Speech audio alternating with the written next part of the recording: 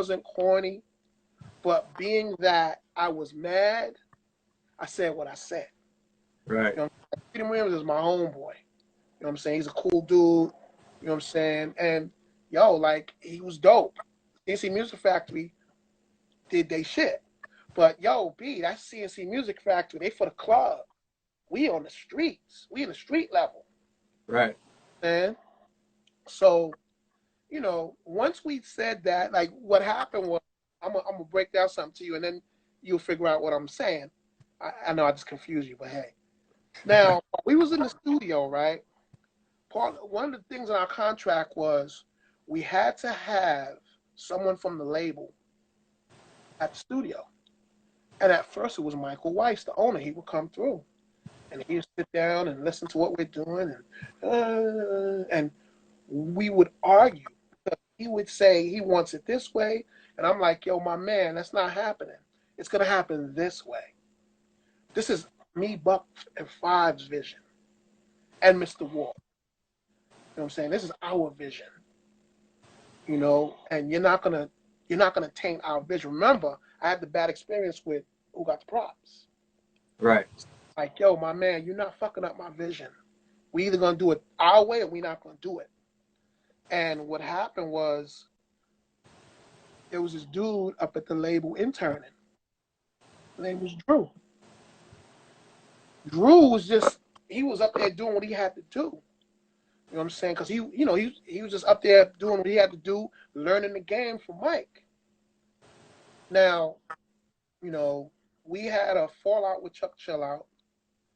You know what I'm saying? Chuck Chillout was managing us. We had a fallout with him, and we let Chuck Chillout go as our manager, and we had to do a show in Philly.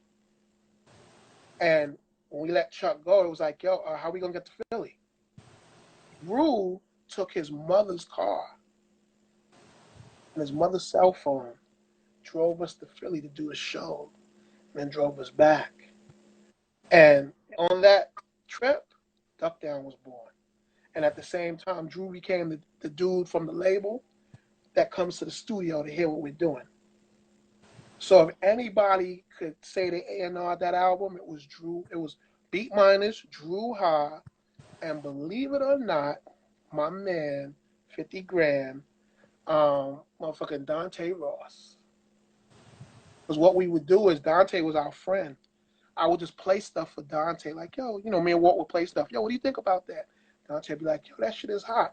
We'd just take that mental note and leave with that. Right. So we was picking Dante's brain while we was doing our record. And little did he know he was A&R and shit too. Dope. But you know, that's also how Drew Ha came into the fold. Him and Buckshot became partners. And Duck Down started out as a management. And went from a management to the label. Nice. We got about 15 minutes before Instagram cuts us off. Can you tell me some of your favorite productions you've done in the past for other artists? Raw Digger Tight.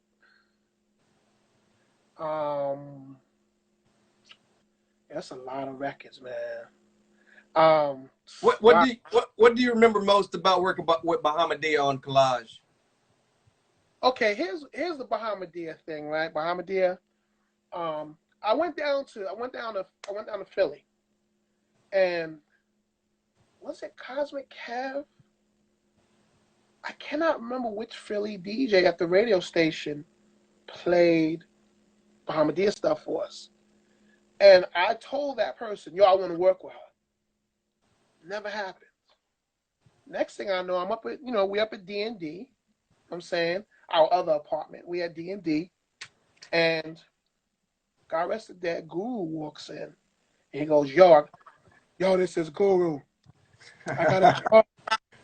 Yo, everybody's Bahamadia. Bahamadia, this is the Beatminerz and da-da-da-da. And he was like, yo, I need some of that beat.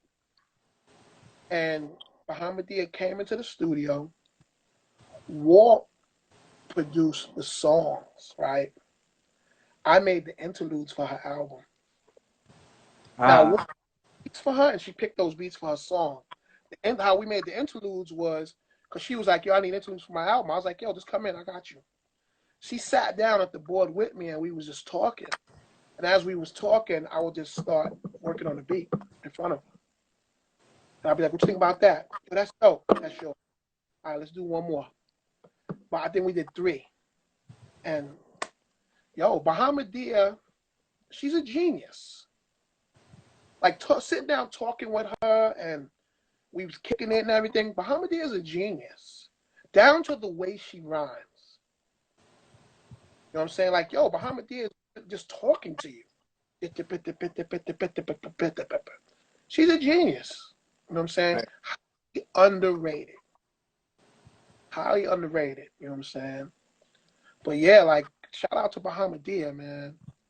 Give us a great memory of working with the late great Sean P. and Rock on Nocturnal.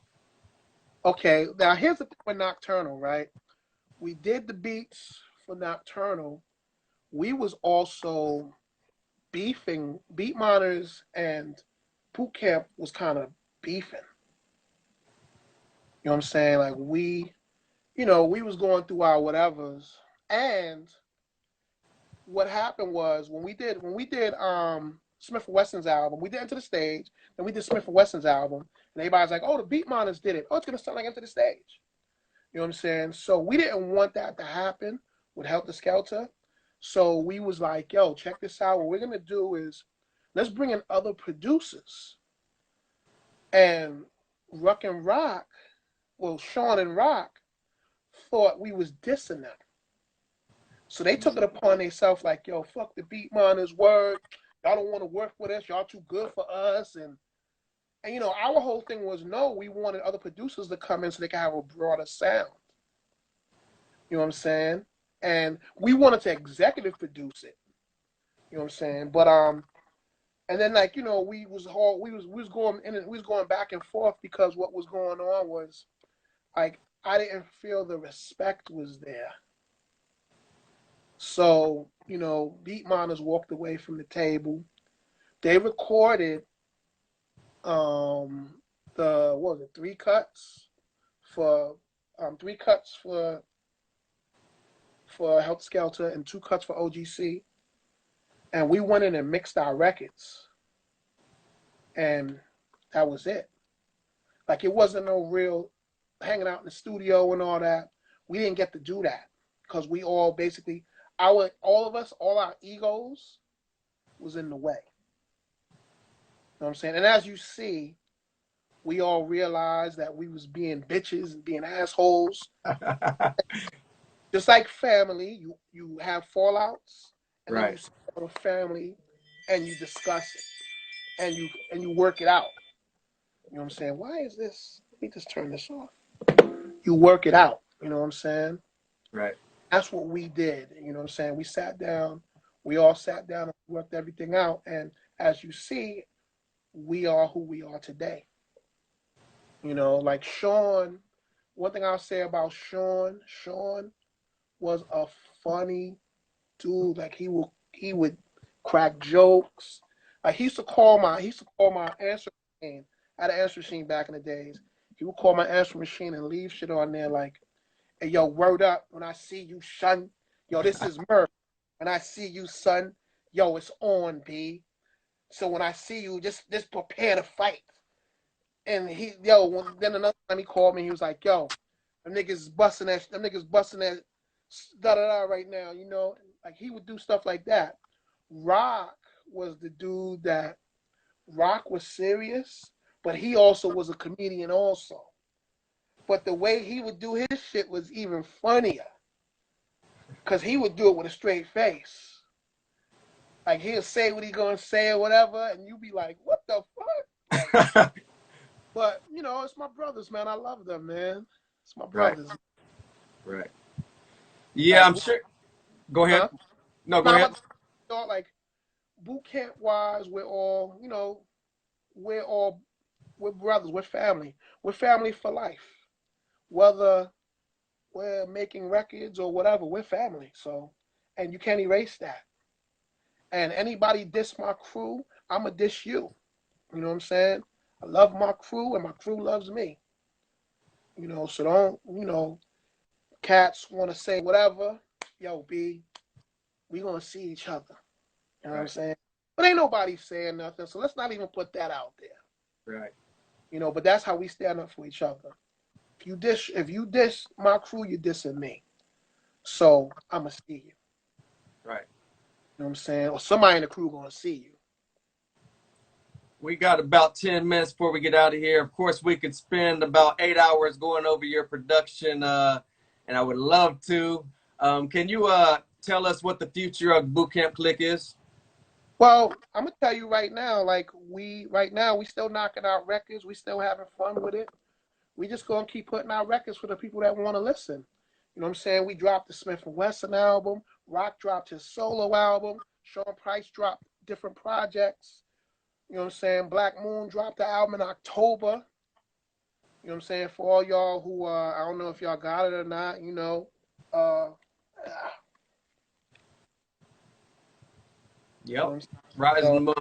Rise of the Moon, and and the thing that's actually good about Rise of the Moon is it's that boom bap. You know what I'm saying? It's that boom bap. It's enter the stage if I did it now with the equipment and the knowledge I have in the studio and everything.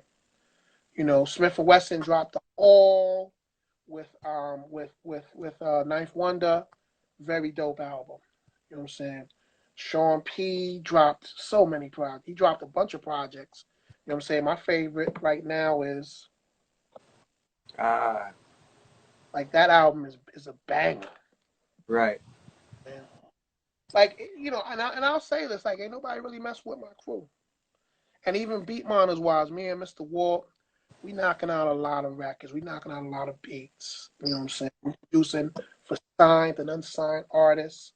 You know what I'm saying? Anybody who wants to work, yo, my manager's information is in my bio. So you hit my manager up, we'll work it out. As long as the bread is right, we're gonna make it happen. And understand I said bread is right. And no, it ain't $1 million, but it has to be something. Right. Because yo, if I go into the studio, I gotta pay the engineer. I gotta pay everybody that's working there. So, you know what I'm saying? Yeah, I own the studio, but I still gotta pay cats to be there. Right. So ain't no free beats or nothing over here. Before we get out of here, I got a couple questions from your supporters. I have a show with my man DITC. We go over the golden age. That's on tomorrow at 7 p.m. But his question for you is, do you still have the Biggie acetate? And what's the story behind that for Who Shot You?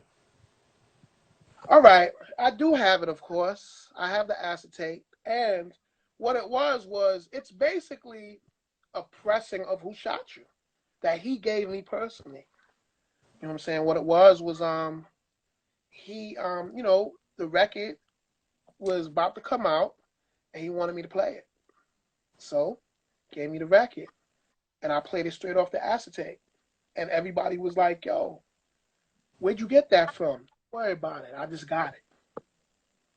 You know what I'm saying? Simple as that. So, Wasn't no, but what makes it special is he gave it to me. You know what I'm saying? Like, and that was my homeboy too. right. He gave it to me on some yo. Like, one thing with Biggie, he would like I'll be doing my show at Hot, and he would come up there and we'd just be talking and nobody would know he's there. Won't say it on the air, nothing.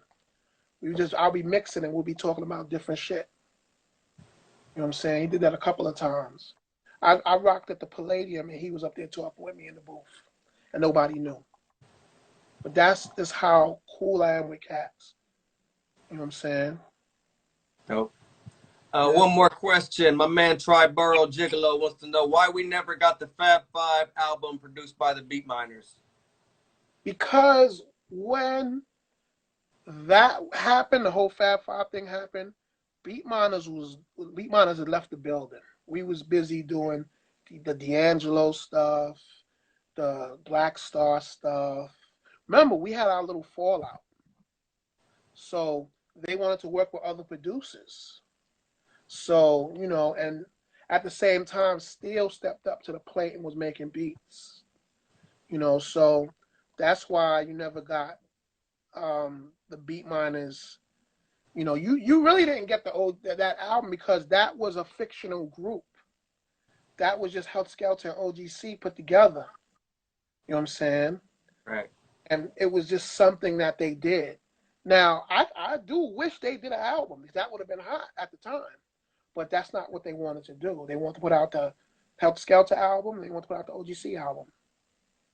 You know, Right. like they would have got lost in that identity. You know what Right. I'm saying?